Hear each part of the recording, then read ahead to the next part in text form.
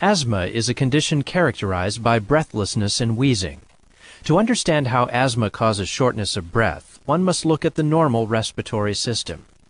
Air enters the lungs through a large tube known as the trachea, which is supported by concentric rings of cartilage connected to each other by annular ligaments. The trachea splits into a right and left primary bronchus, and from there each primary bronchus subdivides into secondary and tertiary bronchi. Tertiary bronchi continue to branch into smaller tubes called bronchioles. Unlike the larger tubes, bronchioles do not contain cartilage and must rely on smooth muscle in their walls to keep these airways open.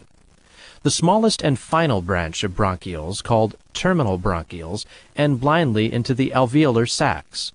Alveolar sacs are made up of grape-like clusters of alveoli.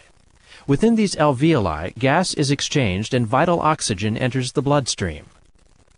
Throughout the bronchiolar tree, mucus is secreted from specialized cells in the walls to trap foreign particles and irritants that may be in the air we breathe. The walls consist of cells that are covered with cilia, whose main role is to push mucus up and out of the bronchiolar tree, disposing of the trapped particles and irritants. Looking at a cross-section of a bronchiole, it is evident that under normal conditions, there is little resistance offered to the incoming rush of inspired air. The wall of the bronchiole is relaxed and provides an open airway. Asthma is a chronic condition in which various irritants cause bronchioles to become inflamed. Some of the most common irritants are dust mites, pollen, smoke, stress, and infections. These irritants can cause a cascade of events, such as the release of leukotrienes and histamine from leukocytes and mast cells. The result is inflammation, overproduction of mucus, and bronchial constriction.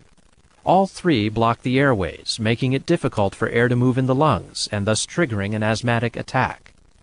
There are several treatments for asthma. The most common is epinephrine and related compounds. Epinephrine stimulates beta-adrenergic receptors in the bronchioles and promotes the dilation of bronchioles. Epinephrine can be inhaled as a spray to open up clogged bronchioles, which in turn will relieve the symptoms of an asthmatic attack.